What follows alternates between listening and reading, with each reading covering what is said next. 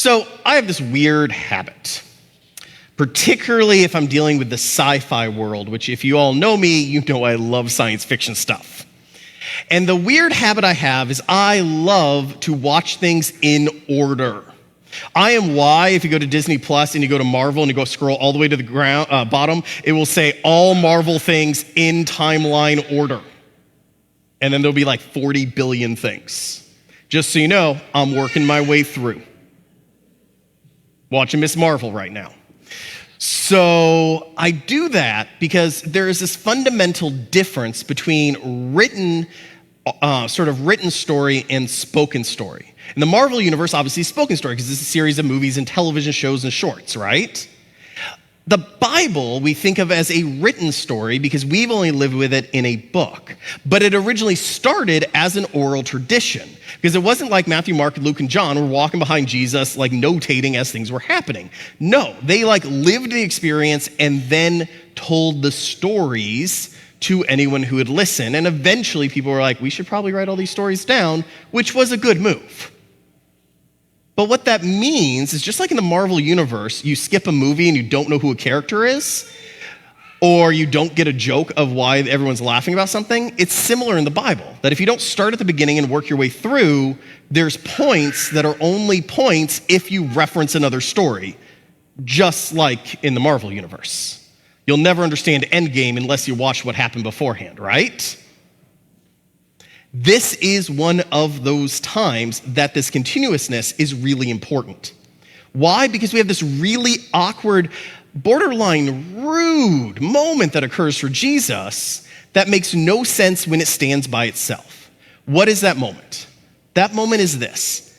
Jesus just heals the hemorrhaging woman. The worst news a parent could get arrives. Your daughter has died. Now, it's easy to sort of skip over the horrificness of that moment, but I want to live into it for a second, because if you get into the dad's mind, think about it. He has tried everything to save his daughter. This is his child. He is desperate. He is willing to risk his job, his livelihood, by going to Jesus, who's claiming to be the Messiah. The other Pharisees aren't going to like that him as a Pharisee did this, right? He is risking everything. He is falling on his knees and saying, if there is any way you can help me, because I have lost all, I've tried everything else. It's urgent. And you know what Jesus does? He hops in the ambulance, gets rolling, and then he stops, gets out, and heals someone. If you're the dad, you're probably not too happy about that. You're really not happy when you learn Jesus didn't make it in time.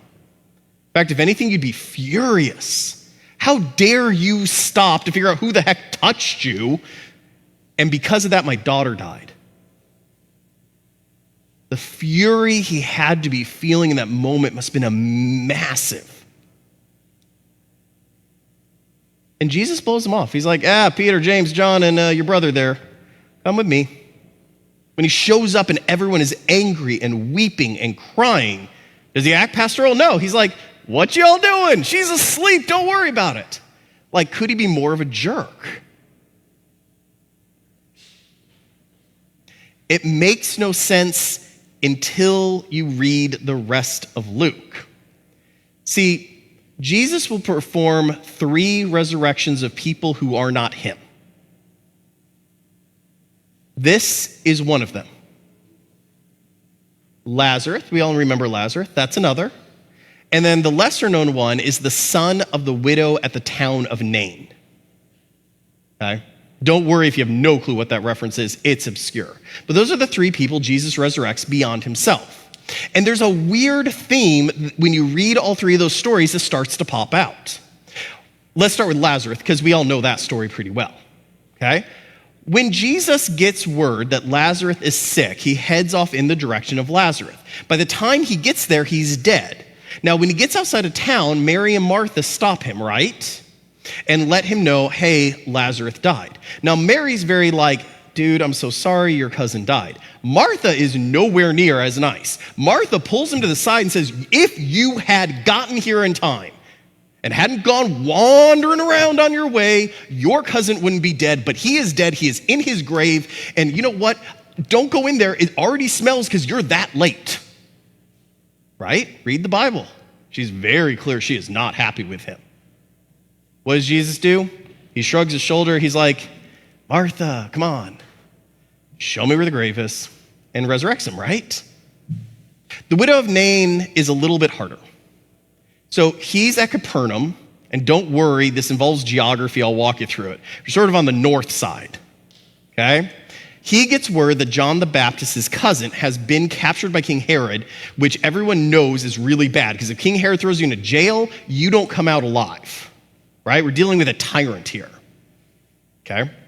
Now, the jail is in Herodium, and it says he's going to head from Capernaum to Herodium. Now, there is a direct highway that connects the two that the Romans had built, because these are major cities. So it makes sense he's going to jump on the highway, shoot straight south, and get there as soon as he can, right? Before John the Baptist dies. This is even more urgent because he learns early on that the John the Baptist's followers are starting to waver on whether or not he's really the Messiah. And yet, we find him in Nain. Now, to give you a sort of concept of how off the beaten path it is, who here knows where Reading is? Raise your hand. All right, so let's say your spouse is in Reading, the car breaks down, your spouse calls you and says, come and pick me up. I need you to get here as fast as you can. Okay? Most of you, I bet, are going to jump on 222 and head straight there, right? Well, it seems like a reasonable, good route. Now, let's say halfway into what should be there, your spouse calls you and says, where are you? And you're like, oh, I'm in Topton. Your spouse is not going to be happy with you because the first question that he or she is going to ask is, why? Topton's not really on the way. I mean, yeah, you would take 222 to get there, but it's not really on the way. And there's no good reason to be in Topton unless you have like family there or something. And even if you did, why would you stop off on the way to Reading? Right? And yet that is where Jesus is when he goes ahead and resurrects the widow's son. Don't believe me? Check the Bible. But what do we make of it? Well, it's this weirdly interesting thing that when Jesus does his three greatest miracles aside from his own resurrection, he does it while dawdling. He does it while basically what anyone else would see as wasting time. Like, why does he take a sidetrack to Nain? We don't know. Why does he take his time to get to Lazarus? We don't know. Why does he decide to stop and chat with this woman? I mean, he healed her instantly. Why stop and have the conversation? We don't know. Never says, but I think there's a clue in the fact that his greatest works occur when he's wasting time. Because that's sort of true of humanity. So I contend, like in this story, probably the most unrealistic thing isn't the resurrection itself. That seems like, on par for Jesus. The really amazing thing is that a human being stopped when rushed to help another person. Now that seems like, I would clearly do that. No, you wouldn't. There is a famous study, a psychological study from the University of Oxford. You can look it up. It's called the Samaritan Study, okay? The Good Samaritan Study. Many, many years ago, what they did, and I forget the exact year, but this is a long time ago, at Oxford, they had this psychological study where they got a whole bunch of seminarians. They set up someone to be injured. They told them, your professor needs you over here at this building, and they set the person up in between the two buildings, knowing that all the seminarians would have to walk by him. The study then turns around and shows no one stops. And so it ended up being this really condemnation of how hypocritical is your pastor? Look at these people. None of them are the Good Samaritan.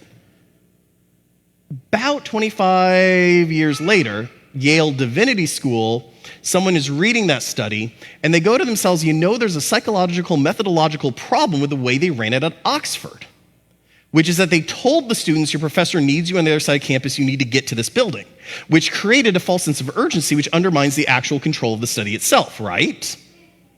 Because then you don't know whether or not it was the urgency or whether or not they would actually have stopped if it wasn't urgent. So Yale decides they're going to do this again. They redo the study. This time, because they're Yale, they just move everyone's schedule around, but don't create the sense of urgency. You have 20 minutes to get to your next class. Go. In that case, nearly everyone stops and helps. Why? Simple human common sense. Where we're in a rush and we feel like we got to get somewhere, we all get blinders on, right? We're just focused, we got to get to our next meeting, our next task, our next thing. When we feel like, oh, I got enough time, then we can wander off. If we're rushing to pick up our wife in Reading, we're not stopping in Topton. If we got 3 hours to make it to Reading, we might. See what's there. And it's in those moments, the moments of wasted time, the moments of boredom, the moments you give yourself, that slag time, to use a military term, is often when we as humans do the most merciful, loving, and godlike things we can do. Because it's in those moments we lose our tunnel vision and we start looking around at our fellow humans. We lose that push in our head of got to do the next thing, got to make it to the next thing on the list. And maybe we stop hearing our own voice and leave room for the Holy Spirit. See, I think the theme is there's something really holy about wasted time. Something truly holy about boredom. Something truly holy about the time that isn't scheduled. The time where you just be. The time where you shut your brain off and rest.